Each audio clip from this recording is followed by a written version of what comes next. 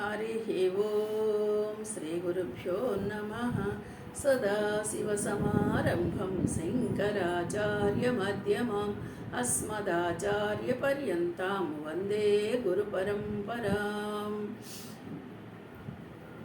ఓం సహనా భవతు సహనౌ భునక్తు సహ వీర్యం కరవావహై తేజస్వినావధీతమస్తు మా విద్విషావహై.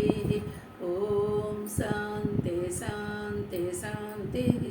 హరి ఓం.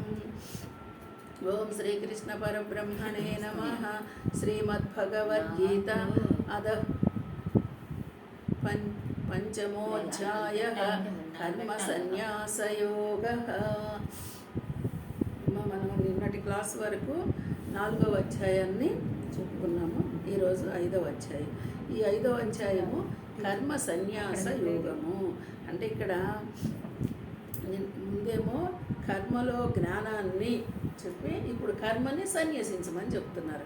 అంటే కర్మని సన్యసించడం అంటే కర్మని పూర్తిగా వదిలిపెట్టడమా, చేస్తున్న కర్మతో నాకు సంబంధం లేదు అని నిర్ణయించుకోవడమా, ఇది మనకి ఇందులో అర్థం కాదు. కర్మ అయితే చెయ్యాలి, చేసిన కర్మతో నాకేమన్నా సంబంధ బాంధవ్యాలు ఉన్నాయా? కర్మనైతే వదిలిపెట్టే అవకాశం లేదు, కానీ కర్మ ద్వారా వచ్చే ఫలితాలని వదిలిపెట్టడం అంటే ఇప్పుడు కర్మని వదిలిపెట్టినట్టే అది మనకి ఇందులో చెప్తున్నారు. ఇందులో చెప్తున్న విషయం ఏంటంటే మొదటంతా ఇది కూడా సాంఖ్యయోగమే, అంటే నిష్కామ కర్మే చెప్తున్నారు. జ్ఞానం గురించే తెలుస్తుంది. ఈ జ్ఞానంతోనే నువ్వు కర్మని సన్యసించడం అనేది ఎలాగా నేర్చుకోవాలి. అర్జున ఉవాచ సన్యాసం కర్మణాం కృష్ణ పునర్యోగంచ సంససి యశ్రేయేతయోరేకం తన్మే బ్రూహి సునిశ్చితం. చూడండి, మొదట చెప్పినది అర్జున లేవయ్యా, లేవు, నువ్వు లేచి యుద్ధం చెయ్యి అనేసి 4వ అధ్యాయాన్ని ముగించాడు. 4వ అధ్యాయాన్ని యుద్ధం చేయమని ముగించాడు. ఇప్పుడు అర్జునుడికి ఏమి డౌట్ వచ్చింది? ఇక్కడ నువ్వు చెప్తున్నావు బాగుందయ్యా, నాకేమీ అంటదు అని చెప్తున్నావు, ఈ కర్మలో జ్ఞానాన్ని తెలుసుకొని నన్ను యుద్ధం చేయమంటున్నావు, ఆ జ్ఞానం ద్వారా నాకే పాపపుణ్యాలు అంటావనే నాకు అర్థమవుతోంది. అయితే ఇక్కడ మరి నాకు ఇది ఎలా తెలియాలి? ఇంకా ఇప్పుడు ఈ చేసినందువల్ల నేను ఎలాంటి పాపకూపంలో పడకుండా ఉంటాను అనేది నాకు తెలియాలి కదా. నాకు ఇంకా క్లారిటీ రాలా, కాబట్టి నువ్వు నాకు ఇంకా చెప్పమని అడుగుతూ ఉన్నాడు. ఎలా అడుగుతున్నాడు? కర్మ సన్యాసమును ఒకసారి ఏం చెప్తున్నావు, నువ్వు కర్మనేమో చేయమంటున్నావు, ఇంకోసారేమో కర్మను సన్యసించమంటున్నావు, మరొకసారేమో కర్మను యోగంగా మార్చుకోమంటున్నావు. ఇప్పుడు ఈ 3 రకాల మనకి క్రిందటి అధ్యాయంలో మనం విన్నాము. అంటే కర్మని చేయమని చెప్పాడు, కర్మని సన్యసించమని చెప్పాడు, కర్మనే యోగంగా కూడా మార్చుకోమని చెప్పాడు. మరి ఇవన్నీ నువ్వు ఇన్ని రకాలుగా చెప్తున్నావే, నాకు ఇందులో ఏది నిశ్చయంగా చెప్పు. నాకు నేను చేయాలా వద్దా, ఎలా చేస్తే ఎలా చేయాలి, చెయ్యాలి వద్దు అనే విషయం అయిపోయింది. ఎందుకంటే చెయ్యాలనే యుద్ధం చెయ్యాలి అనే నిశ్చయానికి వచ్చేసాడు. ఇప్పుడు మనమైన జీవితంలోకి వచ్చాం, ఇంకా మనదేం లేదు. ఇక్కడ ఈ పోరాటాన్ని సాగించాల్సిందే. ఇంకా నేను ఈ పోరాటాన్ని సాగించనయా అంటే అవకాశం లేదు. ఎందుకంటే ఆల్రెడీ ప్రారంభాన్ని పెట్టుకొని వచ్చేసావు కాబట్టి ఇప్పుడు ఈ పోరాటం సాగించాల్సిందే. అయితే ఈ పోరాటం సాగించాలి అని అర్థమవుతున్న మనకి ఈ పోరాటాన్ని ఎలా సాగించాలి అంటే, ఎలా సాగించాలంటే ఏముందండి, లేస్తున్నాం, మన డ్యూటీలు మనం చేస్తున్నాం, తింటున్నాం, తిరుగుతున్నాం, మళ్ళీ వస్తాం, మళ్ళీ పోతాం, ఇలాగే సాగిస్తామా? మరి కృష్ణ భగవానుడు అదే చెప్పాడా? ఒకసారి ఆలోచిద్దాం. ఇదేమిటో నీకు అర్థమైతే ఎందుకు వచ్చావో, ఎందుకు పోతున్నావో, ఏం చేస్తున్నావో అన్నది తెలిస్తే ఇదంతా ఎలా నడుస్తుంది, ఎక్కడి నుంచి జరుగుతుంది అనేది అర్థం అయితే నువ్వు మళ్ళీ ఈ సంసారంలోకి రాకుండా ఉంటావు. ఈ జీవన పోరాటం నీకు ఇంకా మళ్ళీ తగులుకునే అవకాశము లేదు. అందుకు మనకి ఏం చెప్తున్నాడు, ఇది మనం మామూలుగా అర్థం చేసుకోవాల్సిన విషయం. అయితే ఇక్కడ అర్జునుడికి చెప్తున్న విషయాన్ని మనం కొంచెం జాగ్రత్తగా చూద్దాం. ఈ రెండిటిల్లో ఏదో ఒకటి నిశ్చయంగా నాకు చెప్పాయా, ఆ నిశ్చయంలో కూడా నాకు శ్రేయస్కరమైన దానినే చెప్పు. అంటే నేను అడిగానని నువ్వు చెప్పడం కాదు, నాకు ఏది శ్రేయస్సును కూరుస్తుందో దాన్నే చెప్పు. అని ఇప్పుడు మనకి ఇక్కడ అర్జునుడు అడుగుతూ ఉన్నాడు. అయితే మరి ఇది ఏది శ్రేయస్కరమో కృష్ణ భగవానుడు నెక్స్ట్ చెప్తున్నాడు. మన జీవితంలో కూడా మనం చాలాసార్లు చెప్పుకుంటూ వస్తూ ఉన్నాము, శ్రేయో మార్గము ప్రేయో మార్గము అని. నీకు శ్రేయస్సునిచ్చే మార్గాన్నే ఎంచుకో, ప్రియమైన దాన్ని కాదు. ఇది కూడా అర్థం చేసుకొని మన జీవన పోరాటం సాగిస్తూ ఉండాలి. కాబట్టి ఇక్కడ భగవానుడు ఏం చెప్తున్నాడు చూడు. శ్రీ భగవానువాచ సన్యాస కర్మయోగశ్చ నిశ్రేయసకరా ఉభౌ తయోస్తు కర్మ సన్యాసాత్ కర్మయోగో విశిష్యతే.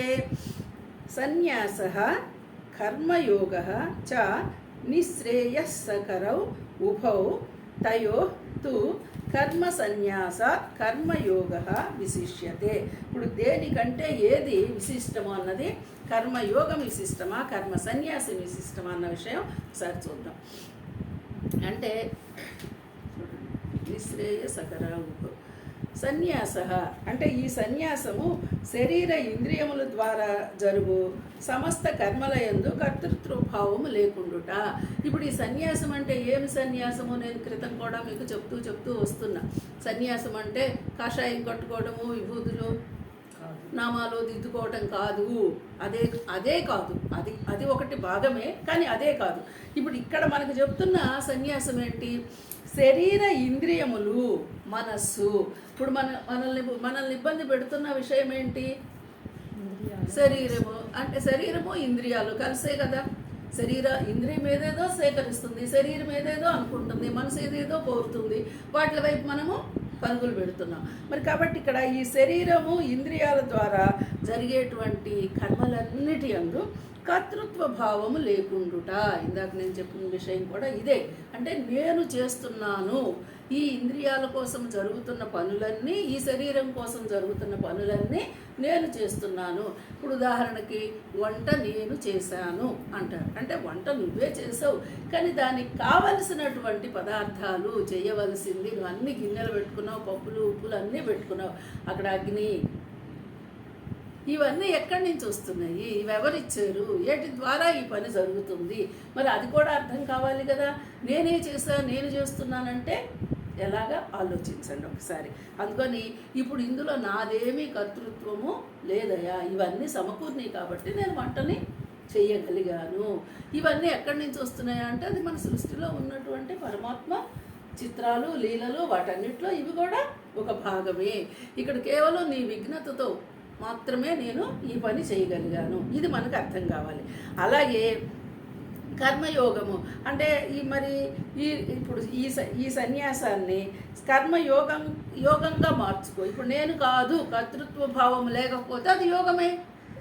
కర్తృత్వ భావం ఉండి నేను చేస్తున్నాను అంటే అది నీది, ఇది నేను కాదు అని ఎప్పుడైతే భావన నీకు అర్థమైందో అప్పుడు అది యోగంగానే మారుతుంది. కాబట్టి ఈ రెండిట్లో పరమశ్రేయస్సు గూర్చియే. ఇప్పుడు ఈ రెండిటిలో నేను యోగంగా మార్చుకొని కర్మని చేయడం రైటేనా, ఈ కర్మని ఈ ద్వారా సన్యాసించడం రైటా? ఈ రెండిట్లో ఏదంటే కర్మ సన్యాసము కంటే కర్మని వదిలిపెట్టేదానికంటే కర్మయోగము శ్రేష్టమైనది. చూడండి, నేను ఇప్పుడు మనం ఇందాక అనుకున్నట్టు ఒక వంట చేయటమో, వ్యవసాయం చేయటమో, వ్యాపారం చేయటమో ఒక కర్మ, వాళ్ళు చేయవలసిన పని. వ్యవసాయం చేస్తే ఇదిగో ఇన్ని రకాల జీవాలు పోతున్నాయి, వాటిని నేను నాగలితో దున్నితే కొన్ని ప్రాణులు పోతున్నాయి, లేకపోతే నేను వంట చేస్తే కొన్ని నేను వెలిగించిన అగ్ని ద్వారా, నేను ఉడికించిన ద్వారా కొన్ని ప్రాణులు పోతున్నాయి, కాబట్టి నేను ఈ వంట చెయ్యను, నేను ఈ వ్యవసాయం చెయ్యను అంటే ఎలాగ సరిపోద్ది? సరిపోదు. ఎందుకంటే అవి అలా జరగవలసిందే. మరి దీన్ని యోగంగా మార్చుకుంటే వాటి తాలూకు వచ్చేటువంటి పాప పుణ్యాలు నీకు అంటావు. ఇప్పుడు వ్యవసాయం చేయటము నా యుక్త ధర్మము, నేను ఒక రైతునైనందుకు నేను వ్యవసాయం చేయాలి.